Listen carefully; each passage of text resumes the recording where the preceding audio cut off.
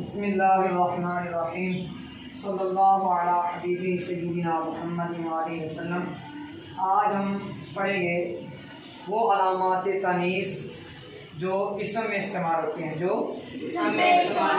پہلے ہم نے پڑھی تھی وہ علامات تانیث جو فعل میں استعمال ہوتی ہیں۔ آج پڑھیں گے اسم میں استعمال ہونے والی علامات تانیث۔ اسم میں استعمال ہونے والی علامات تانیث بھی 4 ہیں۔ کتنی ہیں؟ 4۔ نمبر 1 تا ملفوظہ۔ تا ملفوظہ کسے کہتے ہیں؟ جو لفظوں میں ظاہر ہو،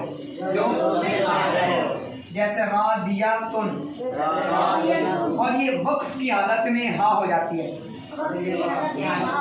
وقف کی حالت میں جیسے القارعہ، ملقارعہ، تو یہ القارعۃ تھا، تا تھی، تو یہ تا کیا ہو گئی؟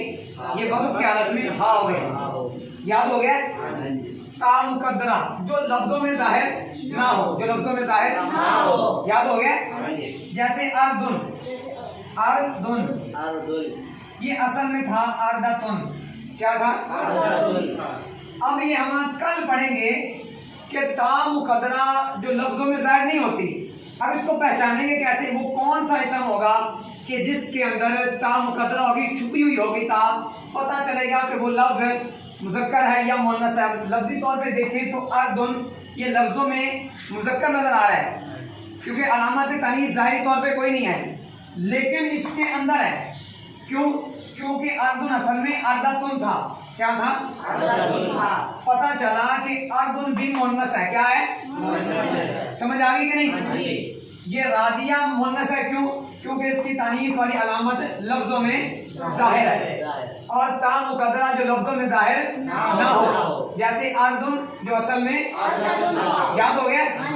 الف مکسورہ، الف مکسورہ کہتے ہیں جس الف کے بعد حمزہ نہ ہو، آسان سی پہچان، اور یہ الف مکسورہ مادے کا حصہ نہیں ہوتی، مادے کا حصہ نہیں ہوتی۔ مثال کے طور پہ موسیٰ، مصطفیٰ۔ اب دیکھیں حبلہ، موسیٰ، مصطفیٰ، یہ حبلہ ہا با لام، حبلہ کا وزن نکالیں، وزن نکالیں نا، حبلہ، یہ فا عین لام، یہ 3 ہوگا حروف اصلیہ۔ اب یہ جو ہے نا یہ زائدہ ہے، یہ جو کھڑی زبر ہم نے لگائی ہے نا، یہ الف کیا ہے؟ الف مکسورہ ہے۔ کیا ہے؟ اب یہ الف مکسورہ زائدہ ہے۔ کیا ہے؟ یہ علامت تانیث ہے۔ سمجھ آ گئی؟ مصطفیٰ، اس کا وزن نکالیں گے تو کیا نکلے گا؟ اصل میں تھا مصطفیٰ، کیا تھا؟ مصطفیٰ، مصطفیٰ سے پھر مصطفیٰ بنا، مصطفیٰ کا وزن نکالیں گے تو نکلے گا مفتعل۔ یہ اختیار کا قاعدہ بھی آپ نے وہ نہیں پڑھا، اور یہ اصل میں کیا تھا؟ مصطفیٰ۔ اب یہ جو کھڑی زبر آئی ہے نا، یہ تانیث کی علامت نہیں ہے۔ یہ کیوں؟ اس لیے بھائی یہ جو یا آئی ہے نا، یہ مادے کا حصہ ہے۔ کیا ہے؟ الف مکسورہ تانیث کی علامت اس وقت بنے گی جب یہ زائدہ ہو۔ کیا ہو؟ اگر یہ مادے کا حصہ ہوگی تب یہ مکسورہ نہیں بنے گی، وہ اسم مؤنث نہیں ہوگا۔ اب شکل و صورت میں تو سارے کیسے نظر آ رہے ہیں، لیکن یہ مؤنث ہے، یہ دونوں مذکر ہے۔ سمجھ آ گئی؟ الف ممدودہ، الف ممدودہ وہ ہوتی ہے